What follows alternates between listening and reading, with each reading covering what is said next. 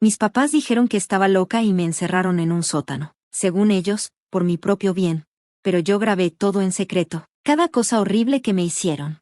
Y al final los hice famosos por exponer sus secretos más oscuros. Yo tenía 15 años cuando me agarraron robando unas uñas postizas en una tienda CVS. No me metieron a la cárcel ni nada, pero mis papás sí se fueron contra mí. No fueron con la policía, ni a un juez, solo renunciaron a ser mis papás. Fue un proceso largo, y como no tenían pruebas reales, se inventaron cosas. Hicieron que algunos familiares dijeran que no me podían confiar cerca de sus hijos. Hasta le dieron dinero a mi hermana para que dijera que yo la amenacé con un cuchillo de cocina. Así pasé mi cumpleaños 16, metiendo mis cosas en bolsas de basura y llorando sin parar. Cuando ya casi terminaba, entró corriendo mi hermanita Emily, de 8 años. Pensé que me iba a abrazar como lo hacía cuando estábamos chiquitas. Pero solo me preguntó si le podía dar un último $1 antes de irme. Se me rompió el corazón cuando se lo di, porque sabía que después de que yo me fuera, mis papás iban a necesitar a alguien nuevo para descargar su coraje. Gracias. Luego se despidió y salió corriendo. Empecé a imaginarme cómo sería mi nuevo hogar. Me decía a mí misma que al menos ya me iban a dejar en paz. Pero cada vez que me trataba de convencer de eso, me dolía más.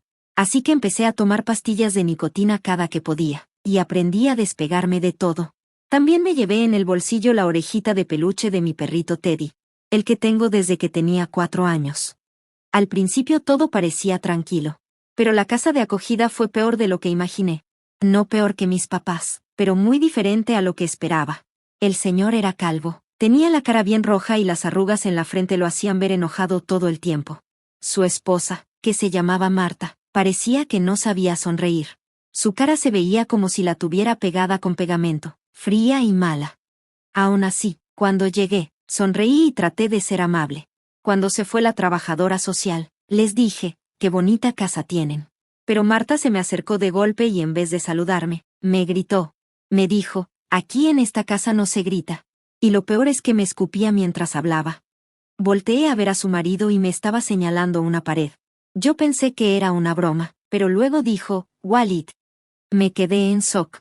Me hicieron hacer sentadillas contra la pared hasta que mis rodillas se doblaron. Todo como castigo.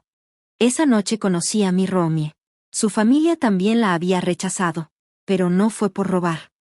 Ella había envenenado la comida de su mamá, porque pensaba que ella era la que no la dejaba estar con su padrastro. Yo solo pensé, ok, reina, nada más no te me acerques. Al día siguiente me bajé a desayunar. Y no había nada. Pensé que era por los gritos de ayer. Los padres adoptivos dijeron que usaban el dinero de nuestra mantención para ahorrar, y que cada día un niño no comía. Para gastar menos. Genial. Esa noche hice lo que siempre hago cuando estoy atrapada en una situación de abuso. Empecé a imaginar que vivía en la calle, que hacía cosas para sobrevivir y todo lo horrible que podría pasarme. Pero esta vez se me ocurrió una idea nueva, más inteligente. Era una genialidad. Empecé a actuar como si tuviera esquizofrenia o alguna enfermedad mental grave. Al principio solo me quedaba callada a medio hablar y miraba hacia atrás, susurrando cosas como, ahorita no, o no puedo. Luego lo fui llevando más lejos. En las cenas, hablaba con el aire, me peleaba con gente que nadie veía, me tapaba los oídos y me ponía a mecerme, diciendo que por favor dejaran de gritarme. Escribía cosas raras en mi cuaderno, palabras sueltas, ojos dibujados viéndome fijo, y frases extrañas como, ya vienen. Después de como 2 meses, los padres adoptivos empezaron a tomar notas de todo. Pidieron evaluaciones psicológicas de emergencia cuando una vez me encerré en el baño llorando, diciendo que unos demonios querían robarme la piel. Todo eso lo investigué en la biblioteca, leí sobre los síntomas, palabras sin sentido. Alucinaciones. Me aseguré de hacer todo para que pareciera real, y funcionó. Después de 4 meses, la agencia de acogida llamó a mis padres. Les dijeron que yo tenía síntomas muy graves y que ellos ya no podían manejarlo. Amenazaron con demandarlos por no haber avisado de mi condición, así que no les quedó de otra más que llevarme de vuelta a casa. Pero en cuanto llegué, me llevaron directo a mi nuevo espacio seguro, el sótano. Lo habían convertido en un lugar terapéutico, con cerraduras por fuera, según ellos. Era para protegerme en mis episodios. No había ventanas, solo cámaras en las esquinas y luces parpadeando. Dicen que era para reducir el estrés, pero yo sabía la verdad, me querían encerrada. Lo bueno era que ellos no sabían que yo estaba completamente sana, y estaba lista para vengarme. Cuando la puerta del sótano se cerró y escuché el pestillo trabarse, escuché sus pasos alejarse mientras me quedaba sola bajo esa luz blanca y fea. Las paredes eran de concreto pintadas de blanco. Había un colchón viejo con una almohada y una cobija rasposa, un escritorio de plástico, un baño portátil con una cortina y cámaras en cada esquina. Me senté en la cama y saqué del bolsillo la orejita rota de mi peluche Teddy. La pasé suavemente por mi dedo. No era como yo imaginaba volver a casa, pero al menos ahora yo tenía el control. Ellos creían que estaba loca, y eso los hacía actuar con cuidado, y si eran predecibles, yo podía planear. Los primeros días mantuve el acto perfecto. Cuando me llevaban la comida, susurraba a las paredes y de vez en cuando le gritaba a mis torturadores invisibles. Me rascaba los brazos y me ponía a mecerme, murmurando cosas sobre las voces. Mi mamá se quedaba parada arriba de las escaleras viéndome, entre asqueada y asustada. El cuarto día, mi hermanita apareció cuando me trajeron la comida. Me miró con los mismos ojos listillos con los que una vez me pidió $1 antes de irme. Mi papá llegó rápido para llevársela, pero vi que traía un montón de billetes en la mano. Todavía le pagaban, seguramente para que siguiera diciendo esa mentira del cuchillo. Yo empecé a tomar nota de sus rutinas. Desayuno a las 7:30, comida a las 12, cena a las 6. Mi papá trabajaba desde casa 3 días por semana. Mi mamá se iba al banco todos los días a las 8:15. Emily salía de la escuela a las 3:30 y luego se iba a casa de su amiga, los martes y jueves. La casa se quedaba vacía desde las 8:15 hasta las 11:30 porque mi papá se iba a jugar golf. En mi segunda semana en el sótano, descubrí algo importante. La insonorización no era tan buena como ellos creían. Si pegaba la oreja a la rejilla de aire caliente, podía escuchar lo que decían en la cocina. Así me enteré de que querían internarme en un centro estatal. Ya habían empezado los trámites diciendo que yo era un peligro para todos. Tenía que apurarme. Esa noche hice mi escena más dramática. Grité que había demonios en las paredes. Me azoté contra la puerta y cuando mi papá bajó a ver qué pasaba, me le aventé encima diciendo tonterías y que estaba poseída. Se echó para atrás, de verdad asustado, y corrió escaleras arriba. Escuché que hablaba por teléfono enseguida. Seguro llamó al hospital psiquiátrico. Al día siguiente, en vez de traerme desayuno, bajaron 2 paramédicos con mis papás detrás de ellos. Me dejé llevar por completo. Murmuraba cosas sobre sombras que me seguían. Me amarraron a una camilla y me subieron por las escaleras. Al pasar por la cocina, vi a Emily sentada en la mesa, contando otro bonche de dinero. Nuestras miradas se encontraron un segundo, y vi algo en sus ojos. No era culpa exactamente, más bien como que ya no estaba tan segura de todo. El hospital psiquiátrico era justo como me lo imaginé, pasillos fríos, puertas cerradas y personal que me veía como si ya estuviera perdida. Cuando llegamos, me hice la peor. Me temblaba todo el cuerpo como si alguien me tocara y le rogaba a la enfermera que les dijera a los demás que dejaran de verme. Me sedaron rápido, pero aún así empecé a notar cosas importantes. En el turno de noche había poco personal. Algunas enfermeras ni revisaban los cuartos y todo estaba tranquilo y lo más importante, tenían que darte de alta después de 72 horas y no podían probar que eras un peligro para ti o para otros. Durante esos 3 días me porté como una paciente perfecta, pero enferma. Me tomaba las medicinas enfrente de todos, pero a veces me las escondía en la mano. Participaba en la terapia de grupo. Contaba alucinaciones bien armadas y cada día me daba un episodio fuerte, pero nunca violento, nunca peligroso. Solo me mostraba asustada, confundida y viendo cosas que no estaban ahí.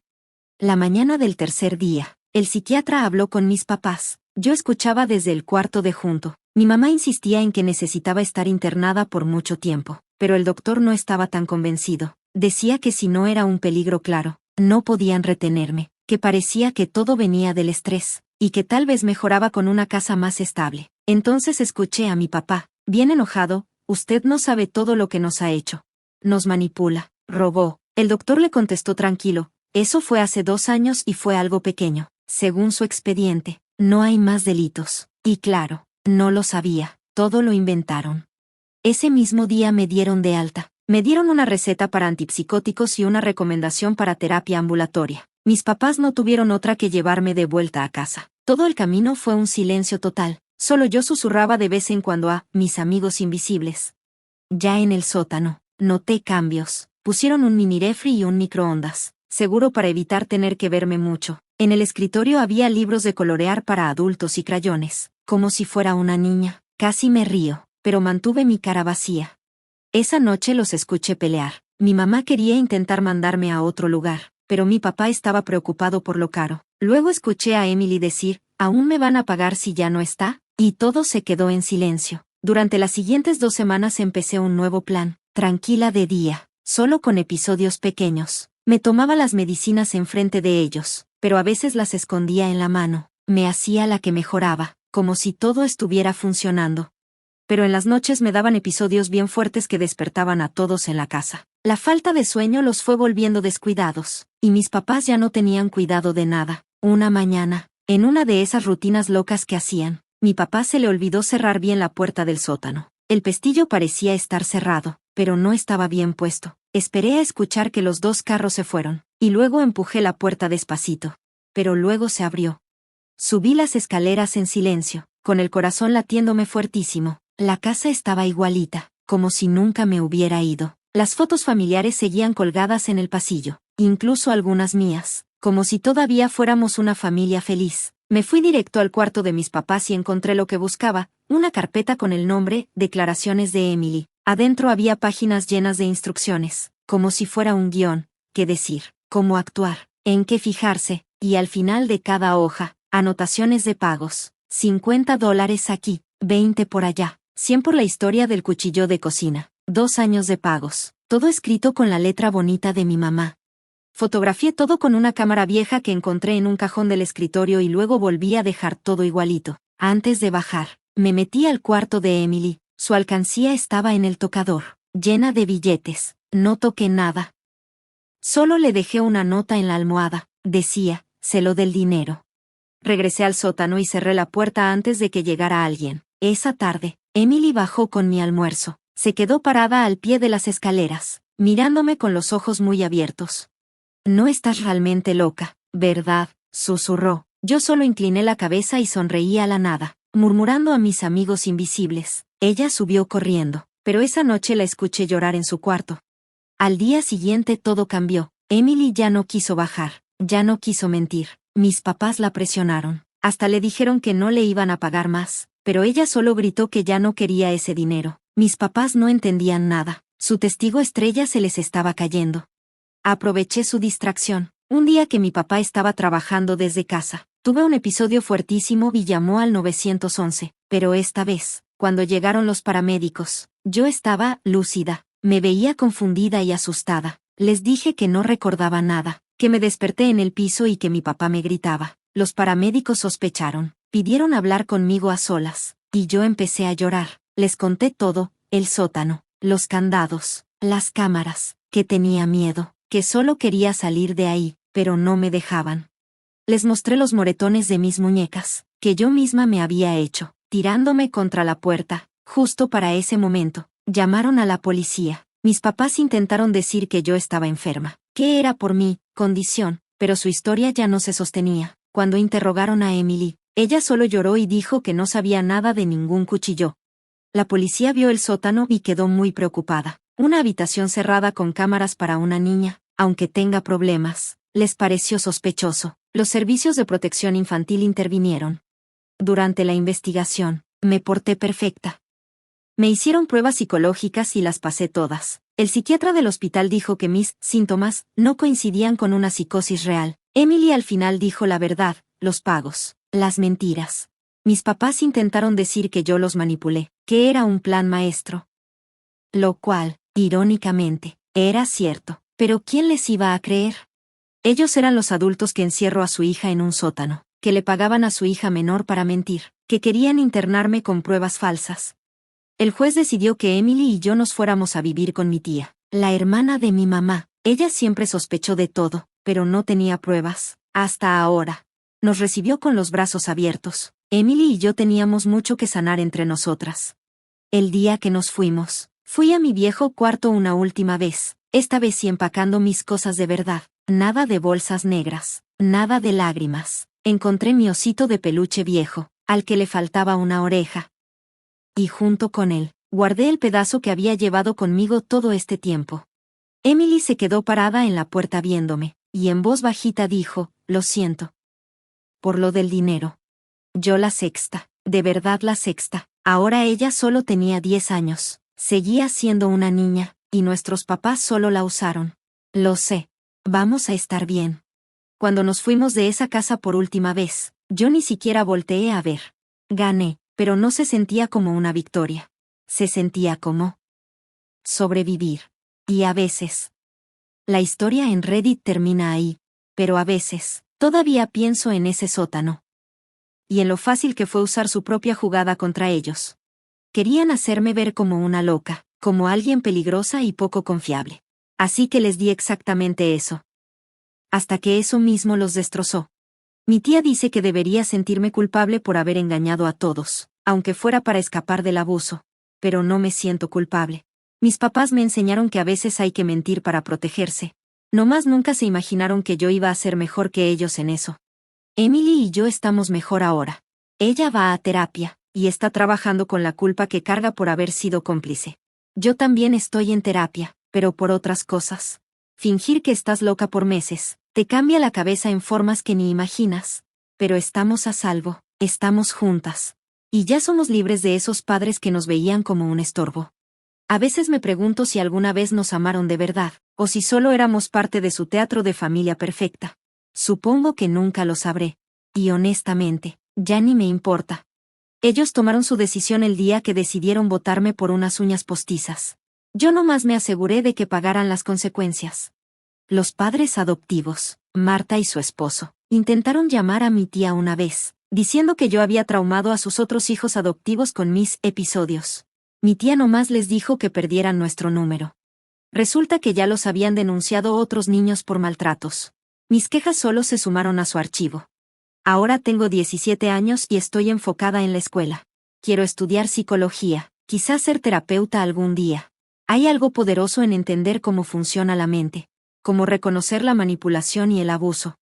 Quiero ayudar a niños que están atrapados como yo estuve, que necesitan a alguien que les crea.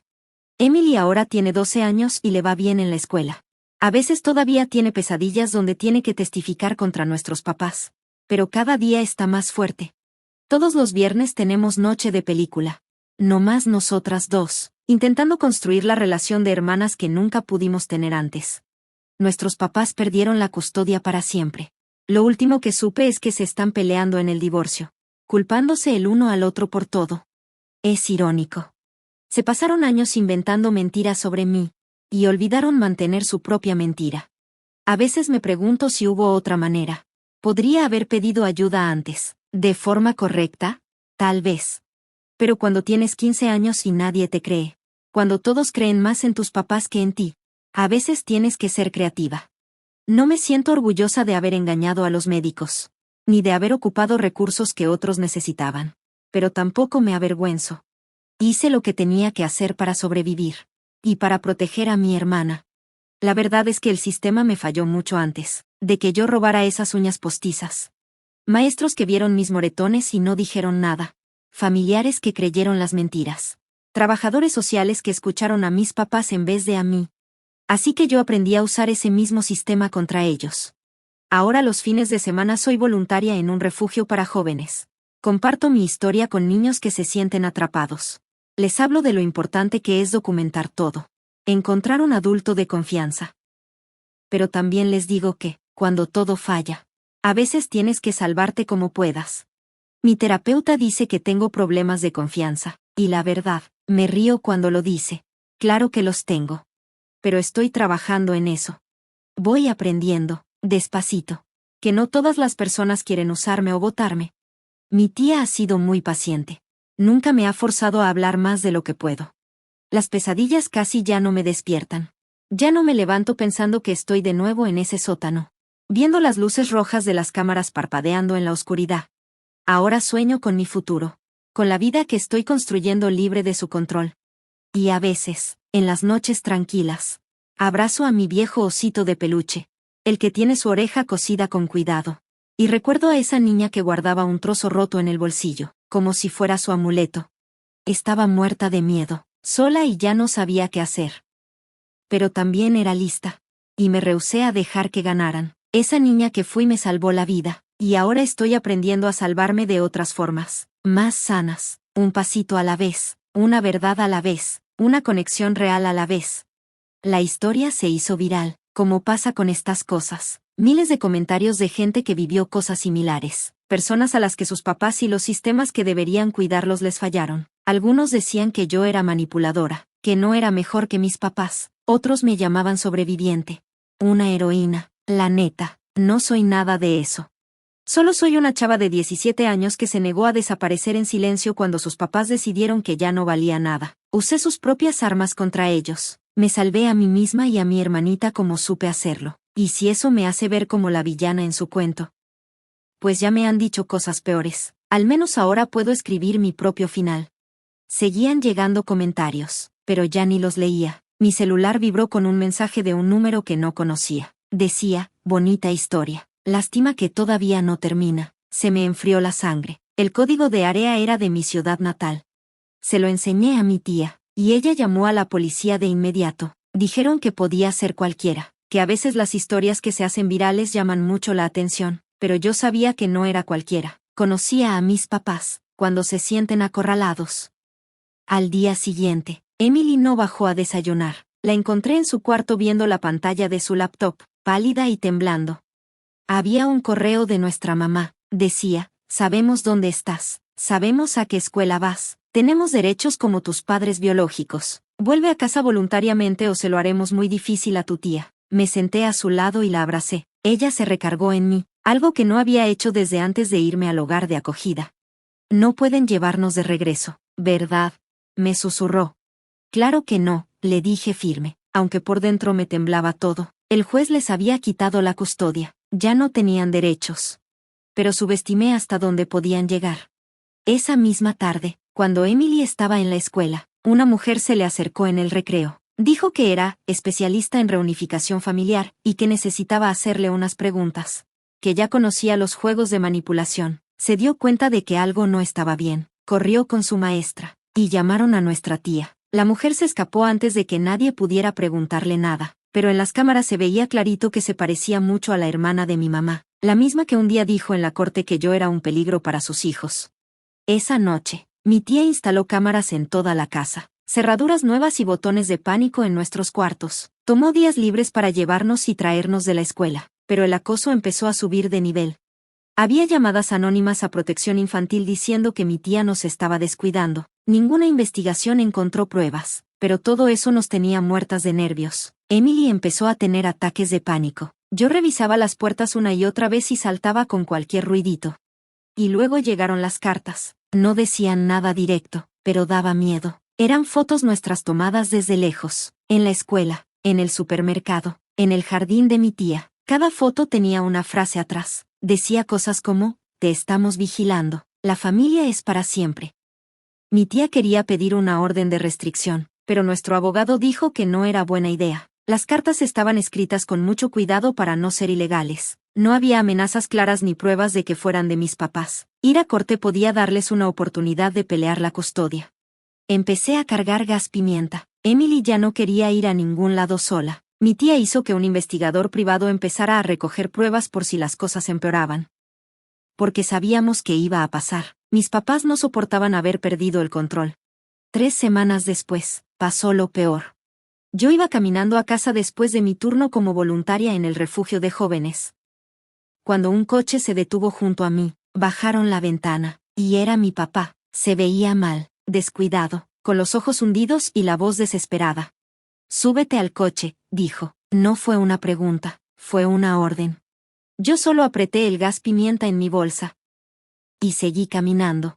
Él iba manejando despacio, a mi paso. Tú destruiste a nuestra familia, dijo. Tu mamá no ha dormido en semanas. Solo se sienta en tu cuarto llorando. ¿Eso es lo que querías? No dije nada, pero mis manos temblaban. Una parte de mí, la niña herida que todavía llevo dentro, quería pedir perdón, como si eso fuera a arreglar todo. Pero sabía que eso era justo lo que él quería. Nos vamos a mudar, siguió diciendo, a un lugar donde nadie conozca tus mentiras. Tú y Emily pueden venir con nosotros. Empezamos de cero. Seremos una familia de verdad. Ya somos una familia de verdad, le respondí, y me sorprendió lo firme que me escuché. Su cara se torció de coraje, el coche se desvió un poco, y por un momento pensé que iba a intentar agarrarme. pero entonces vio una cámara de seguridad en la tienda de la esquina y se fue, sin decir más. Alcanzamos a ver las placas del auto, era rentado. Esa noche, nuestra tía nos llamó para hablar serio. Nuestros padres habían contratado a otro abogado, uno que se dedica a casos de alienación parental. Estaban diciendo que yo manipulé todo, que hice que Emily estuviera en su contra, y que había engañado a todos con mi locura. Querían que el juez les devolviera sus derechos como padres. Pero no pueden hacer eso, ¿verdad?, preguntó Emily en voz bajita. El silencio de nuestra tía dijo todo.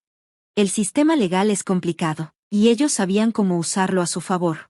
Esa noche tomé una decisión: si ellos querían jugar sucio, yo podía jugar más sucio todavía. Todavía tenía las fotos de los recibos y los pagos relacionados con el testimonio de Emily. Pero tenía algo más, algo que ellos no sabían: grabaciones. Cuando estaba encerrada en el sótano, usé una cámara vieja para grabar sus voces desde el respiradero. Horas y horas de ellos riéndose de mí. Planearon meterme a un psiquiátrico, y decían más mentiras para castigarme. Guardé la memoria de esa cámara dentro de un peluche, por si algún día la necesitaba. Le di todo al abogado: las grabaciones, las fotos, las pruebas del acoso. Me dijo que era suficiente para terminar cualquier intento de custodia, pero también me advirtió: si usamos esto, va a ser una batalla muy pública y fea.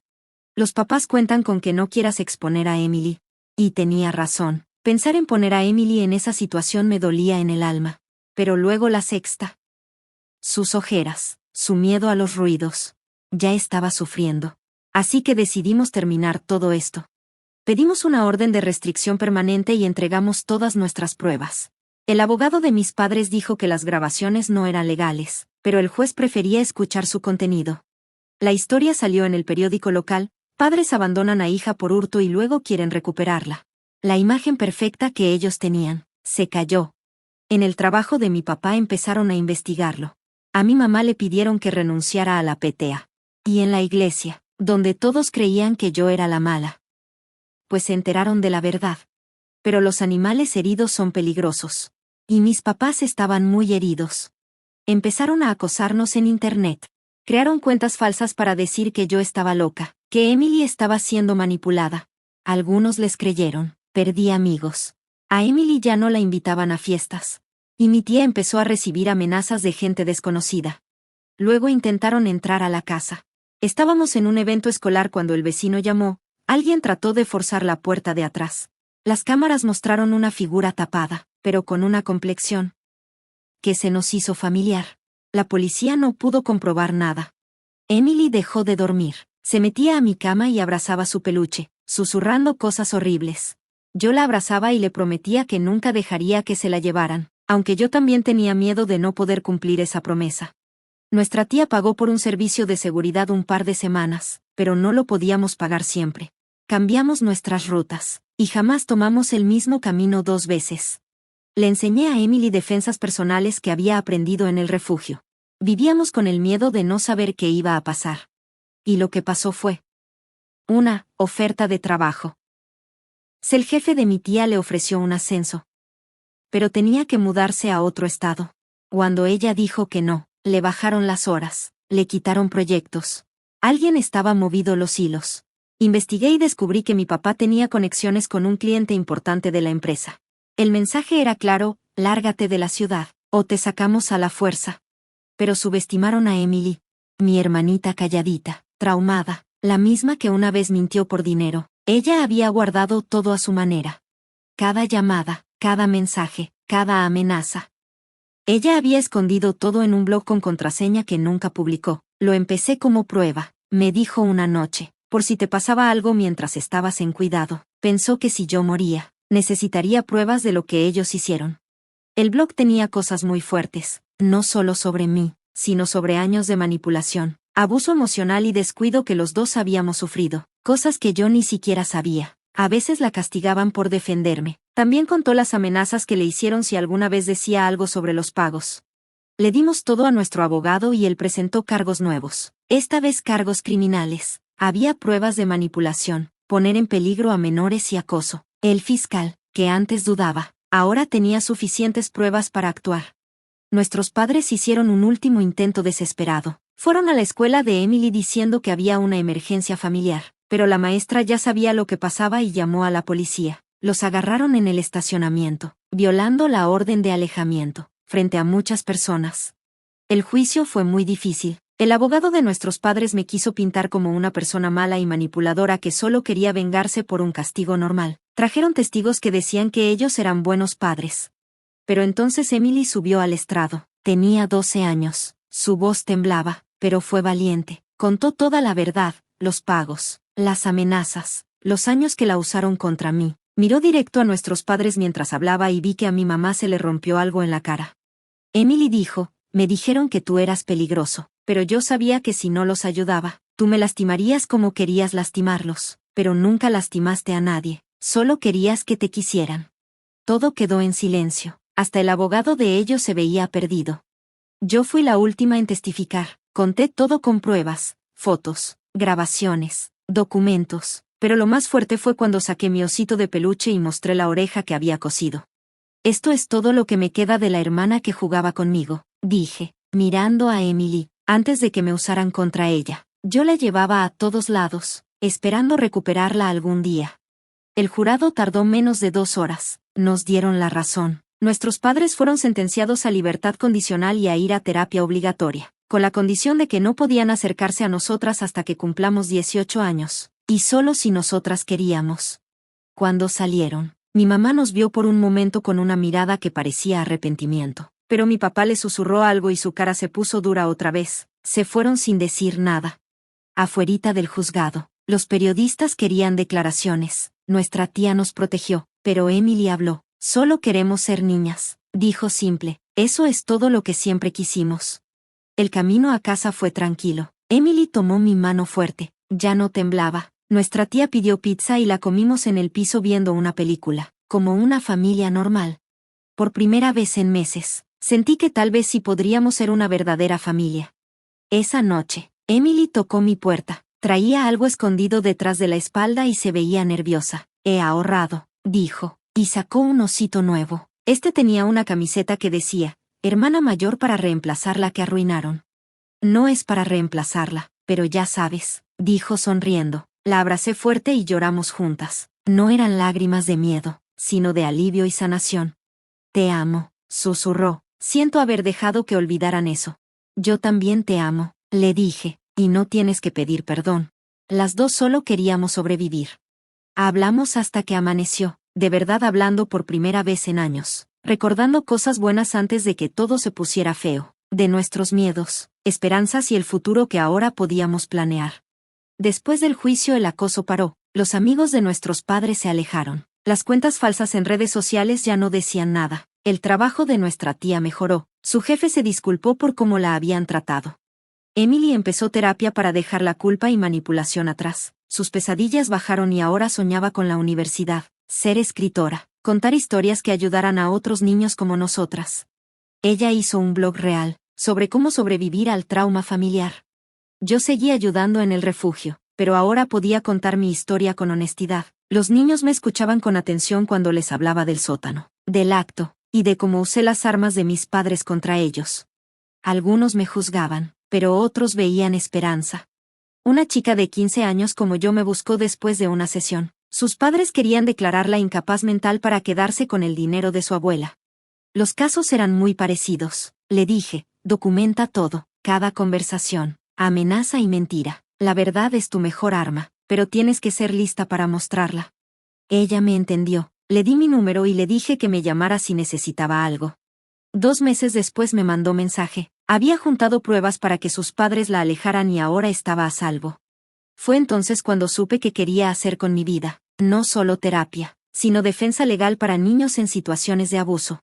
Empecé clases de pre-derecho y psicología. Decidida a ser la adulta que yo necesitaba cuando tenía 15 y estaba desesperada. Emily y yo nos hicimos más unidas que nunca. Teníamos bromas, compartíamos gustos y teníamos una relación basada en la verdad, no en mentiras ni manipulación. A veces hablábamos de nuestros padres, preguntándonos si alguna vez entenderían lo que perdieron. Pero sobre todo, nos enfocamos en lo que ganamos. Nos teníamos una a la otra, y también a nuestra tía, y sobre todo, nuestra libertad. La publicación que hice en Reddit ya no estaba tan viral, pero de vez en cuando me llegaban mensajes de otros sobrevivientes. Algunos contaban sus propias historias, otros me pedían consejos. Yo respondía a todos, recordando lo sola que me sentía en ese sótano, planeando cómo escapar. Un mensaje me llamó mucho la atención, era de un chico que había vivido con Marta y su esposo después de mí. Él había leído mi historia y quería que supiera que mis palabras ayudaron a juntar el caso que al final les quitó la licencia. Ya no habría más niños sufriendo su castigo. Nos salvaste, escribió, aunque tú también te salvaste. Imprimí ese mensaje y lo guardé en el cajón de mi escritorio. En los días difíciles, cuando el trauma me parecía demasiado pesado o el futuro muy incierto, lo leía. Me recordaba que a veces sobrevivir no es solo por uno mismo, sino que también puede ayudar a otros a sobrevivir.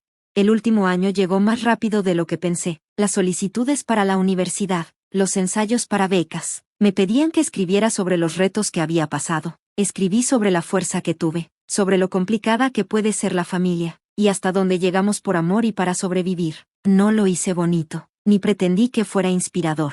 Solo dije la verdad. Emily me ayudó a corregir los ensayos. Su forma de ver las cosas es clara y honesta. Me dijo que sonaba como si estuviera disculpándome. Para eso. Me dijo, nos salvaste a los dos.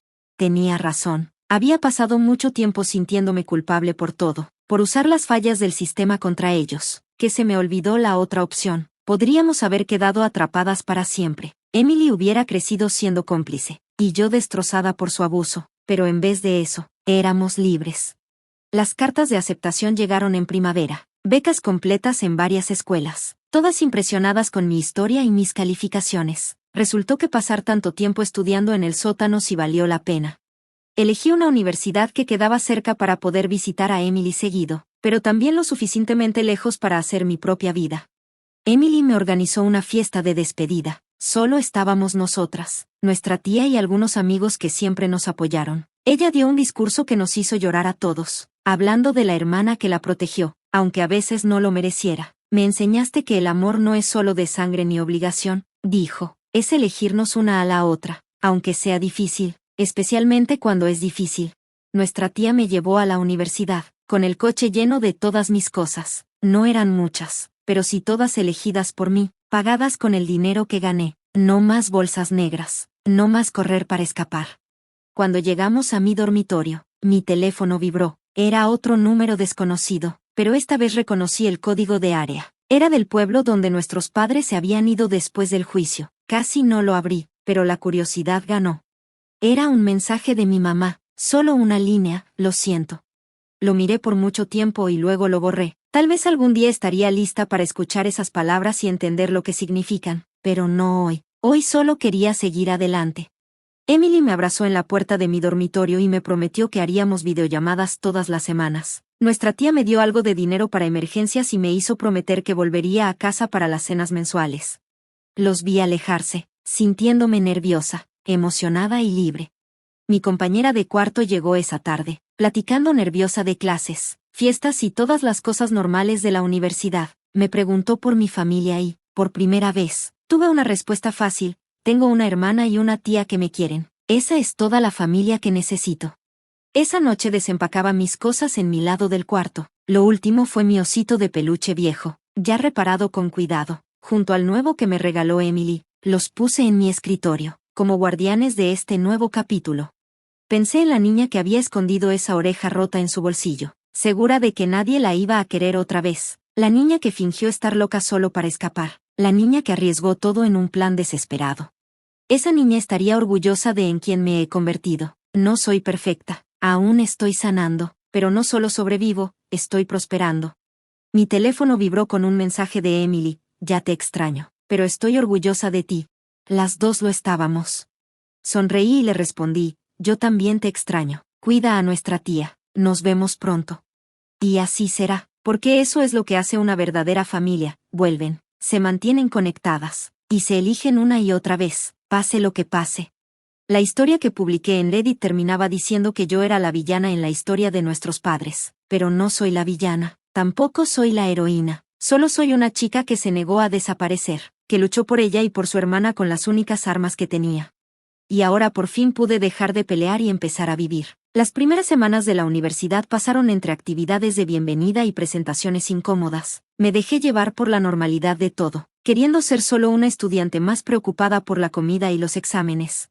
Mi compañera de cuarto, Alexandra, resultó ser justo la persona que necesitaba. Era platicadora para llenar los silencios, pero sabía cuándo parar de hacer preguntas. Todo iba casi tranquilo, hasta que llegó el paquete. Un martes por la tarde llegó a mi cuarto sin dirección de regreso. Dentro había solo una foto, yo caminando hacia mi clase de psicología, tomada desde el otro lado del patio. En la parte de atrás, mi papá había escrito a mano: la distancia no cambia la sangre. Mis manos temblaban mientras llamaba a nuestra tía. Ella contactó rápido a la seguridad de la universidad, pero sin una amenaza directa. Sus opciones eran pocas. Aumentaron las rondas cerca de mi cuarto y clases, y anotaron el incidente en su reporte. Era el procedimiento normal, pero parecía muy poco. Yo cambié mi camino para las clases y empecé a variar mis horarios. Alexandra se dio cuenta, pero no dijo nada. Solo empezó a caminar conmigo más seguido, pero los paquetes seguían llegando. Fotos mías en la biblioteca, en el comedor, hasta a través de la ventana de mi cuarto, y cada una con un mensaje: seguimos siendo tus padres. No puedes esconderte para siempre. La familia siempre encuentra un camino. El momento más difícil fue durante los exámenes. Estaba estudiando en la biblioteca cuando sentí que alguien me veía. Al otro lado de la sala había un hombre que no conocía, pero su postura me hizo sospechar. Sostenía un periódico sin leerlo, y eso prendió todas mis alarmas. Cuando me fui, él dobló el periódico y me siguió. Me metí rápido al baño y llamé a seguridad desde un cubículo. Llegaron rápido, pero el hombre ya no estaba. Las cámaras mostraron que era un investigador privado que mis papás habían contratado. Dicen que es legal, que no me acercó ni amenazó, solo me observaba y tomaba fotos. Esa noche llamé a Emily. Ella intentaba sonar valiente, pero yo sentía su miedo. Nuestros papás habían estado yendo lento a la casa de nuestra tía, estacionados en la calle por horas, pidiendo comida con notas pegadas. Todo legal, pero calculado para evitar la orden de restricción. Nuestra tía había puesto más cámaras, cambió las cerraduras y hasta pensó en mudarse, pero ellos dejaron claro que nos seguirían donde fuera. Tenían más recursos, más tiempo, y lo peor, paciencia. Esa noche tomé una decisión. Si ellos querían jugar a largo plazo, yo les iba a dar algo urgente en que pensar. Llamé a nuestro abogado y le dije que quería que los acusara con todo: acoso, acecho, intimidación, abuso infantil, todo lo que teníamos documentado, todo lo que Emily había escrito en su blog secreto. Me advirtió que sería difícil, que ellos iban a contratar abogados fuertes, alargarían todo y nos harían la vida imposible, pero yo ya estaba cansada de correr y de solo reaccionar. Era hora de atacar. A la mañana siguiente hice algo que quizá no fue inteligente, pero sentí que tenía que hacerlo. Le pedí a Alexandra que me tomara una foto con el periódico del día frente a mi cuarto. La envié al correo que usaba el investigador para mandar informes. Nuestro abogado ya tenía esos correos para la audiencia de la orden de restricción. Mi mensaje fue simple: sé que me estás viendo, ya no me escondo. En horas, mi teléfono explotó con llamadas de números desconocidos. No contesté, pero los mensajes que dejaron fueron claros. Mi mamá lloraba porque decía que yo destruía a la familia. Mi papá amenazaba con demandas por acoso. Su abogado me advertía de consecuencias si empeoraba las cosas. Pero aprendí algo importante mientras fingía estar loca: a veces la mejor defensa es hacer que el otro piense que eres impredecible. Así que hice lo contrario de lo que esperaban. Hice todo público. Escribí un blog contando todo: el robo, el abandono, el hogar de acogida, el sótano, la psicosis falsa, el juicio, y ahora el acoso. Puse documentos, fotos de los paquetes, capturas de pantalla de los informes. Lo compartí en todas partes: Reddit, Twitter, Facebook, hasta LinkedIn. La respuesta fue inmediata y fuerte. Miles de mensajes de apoyo, ofertas de ayuda, y lo más importante, la imagen que mis papás cuidaban se destruyó. El trabajo de mi papá empezó a investigarles. Los clubes sociales de mi mamá le quitaron silenciosamente sus membresías. El investigador privado renunció porque no quería problemas. Pero cuando un animal está acorralado, ataca, y mis papás estaban muy acorralados. La pelea subió de nivel con Emily. Una noche me llamó llorando. De alguna forma, mis papás habían conseguido su nuevo número y la llenaban de mensajes de texto. No eran amenazas directas, sino mensajes manipuladores diciendo cuánto la extrañaban, cuánto lo sentían y que solo querían recuperar a su familia. Cada mensaje estaba muy pensado para no romper la orden de restricción y causar el mayor daño emocional posible. Nuestra tía cambió otra vez el número de Emily, pero ellos también encontraron ese nuevo número. Luego empezaron a aparecer en lugares donde Emily podía estar, el centro comercial, el cine, siempre justo lo suficiente lejos para que fuera legal, siempre con el mismo mensaje: solo queremos recuperar a nuestra familia. Emily empezó a tener ataques de pánico otra vez, sus calificaciones bajaron, ya no quería salir de la casa. Vi a mi hermana pequeña hacerse chiquita, encogerse, y algo dentro de mí se rompió. Llamé directo al abogado de mis papás. Le dije que tenía grabaciones del sótano que no había mostrado. Grabaciones donde mis papás hablaban de usar a Emily para hacerme daño, se reían de manipularla, y planeaban cómo romperme. Todo grabado por ese respiradero de la calefacción, todo clarísimo.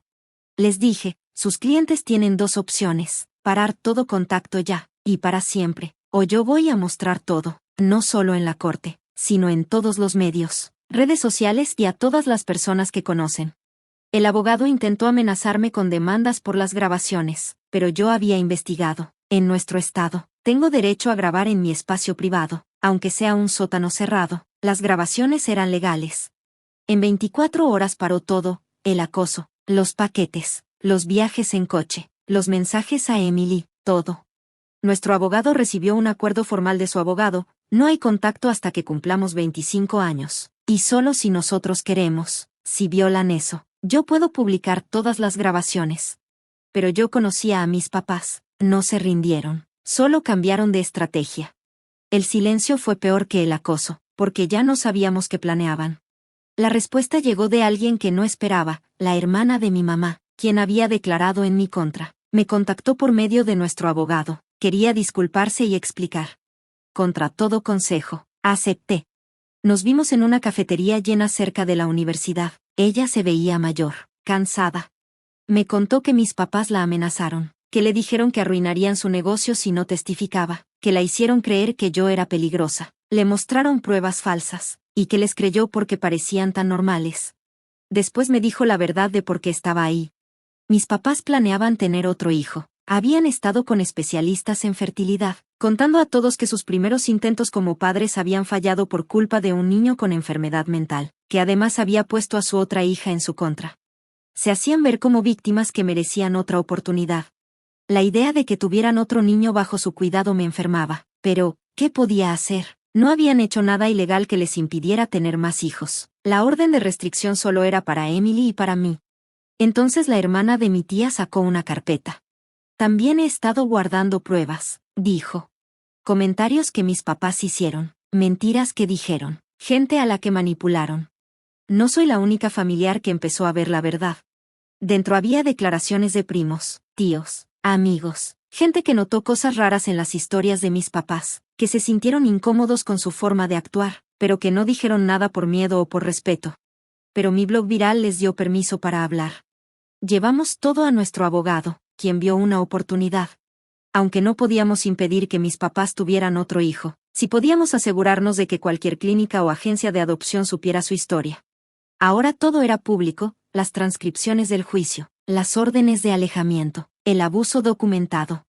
El médico de fertilidad de mis papás los dejó de atender en cuanto recibió un paquete anónimo con los documentos del juicio. La agencia de adopción donde fueron rechazó su solicitud. La comunidad empezó a saber la verdad. La historia que mis papás intentaban controlar se les escapó de las manos. Pero aún tenían una carta más y fue fuerte.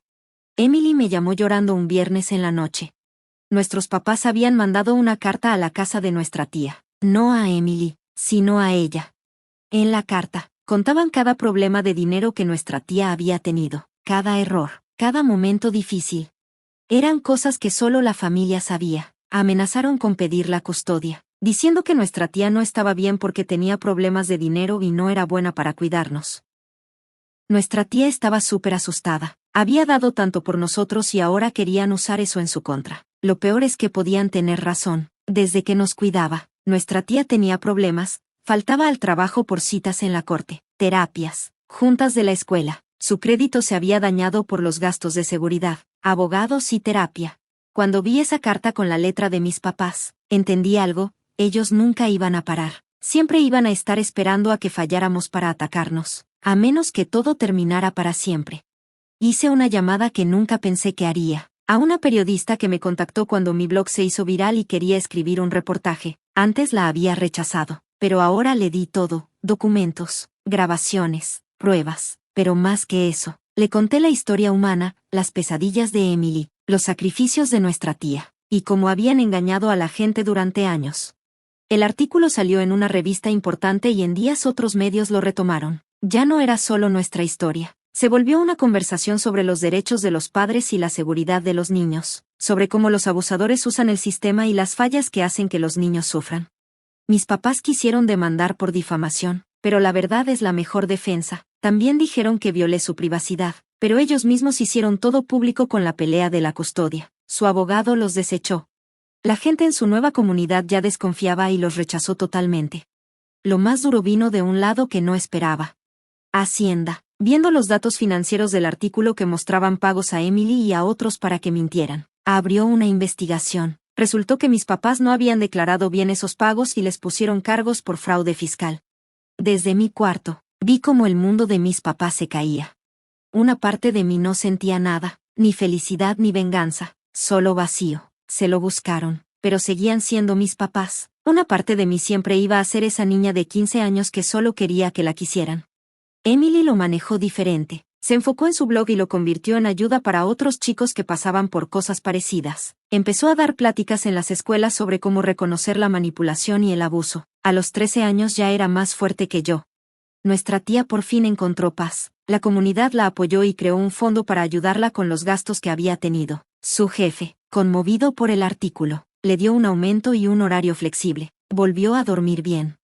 Yo me concentré en la escuela, en psicología y derecho, decidida a ser la defensora que chicos como nosotros necesitaban. Mis maestros, que sabían mi historia, me ayudaron mucho. Compañeros que también habían sufrido me buscaron y formamos un grupo para apoyarnos. Pero la prueba más fuerte fue en las vacaciones de invierno. Regresar a casa significaba volver al pueblo donde todo empezó, donde la gente todavía susurraba sobre nuestra familia, donde los recuerdos estaban en cada esquina. Casi no fui, pero Emily me necesitaba y le prometí no dejarla nunca, como mis papás me dejaron a mí. La primera noche, Emily se metió a mi cama como antes, cuando estábamos en el juicio, pero esta vez no buscaba consuelo, me lo daba a mí. He estado pensando, dijo, en el perdón, no por ellos, sino por nosotras, para dejar de cargar con esto. Pensé en toda la rabia que tenía, en los planes de venganza, toda la energía gastada peleando. Tenía razón, ya nos habían quitado suficiente, era hora de dejarles de dar poder sobre nuestras vidas. Esa semana hicimos algo simbólico, recogimos todas las fotos de mis papás, todos los documentos que guardamos por si acaso, todos los recuerdos de esa pelea que vivimos, e hicimos una fogata en el patio de nuestra tía. No por rabia, sino por alivio. Mientras veía cómo se quemaban los papeles, sentí que algo cambiaba. La vigilancia que me mantenía alerta comenzó a calmarse. La preocupación constante por mudarnos se fue. Por primera vez en años, sentí que quizá podría ser una estudiante normal, preocupada por cosas normales. Emily seguro lo sintió igual, porque se rió. No esa risa amarga de quien ha sufrido mucho, sino la risa genuina de una adolescente que recuerda cómo es ser joven. Nuestra tía se unió a nosotras, trayendo chocolate caliente y malvaviscos. Lo convertimos en una fiesta improvisada, no por ganarles a mis papás, sino porque sobrevivimos, porque elegimos nuestra familia y porque ahora el futuro era nuestro para escribirlo. A la mañana siguiente, me desperté con un mensaje de Alexandra, preguntando qué planes tenía para el semestre de primavera, una pregunta tan normal, de una amiga normal, sobre un futuro normal. Sonreí porque entendí que así es ganar, no con la caída de mis papás, sino con este momento tranquilo lleno de posibilidades. Le contesté qué clases quería tomar, a qué eventos del campus iríamos, todas esas cosas normales y bonitas de una vida que ya no se definía por el trauma. Mis papás habían perdido más que la custodia o la reputación, habían perdido importancia en nuestras vidas.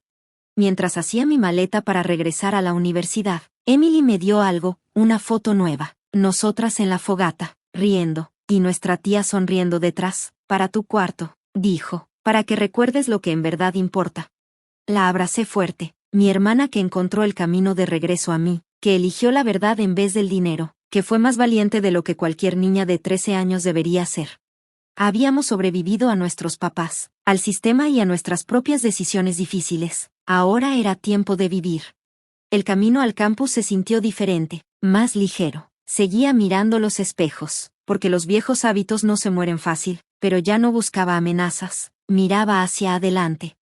Mi teléfono vibró con mensajes de la red de apoyo que encontré en la universidad. Amigos que entienden que familia es más que sangre, que a veces las personas que deberían protegerte son las que tienes que proteger, pero también que sanar es posible, que estar rota no significa ser inútil, que sobrevivir puede ser empezar a vivir bien.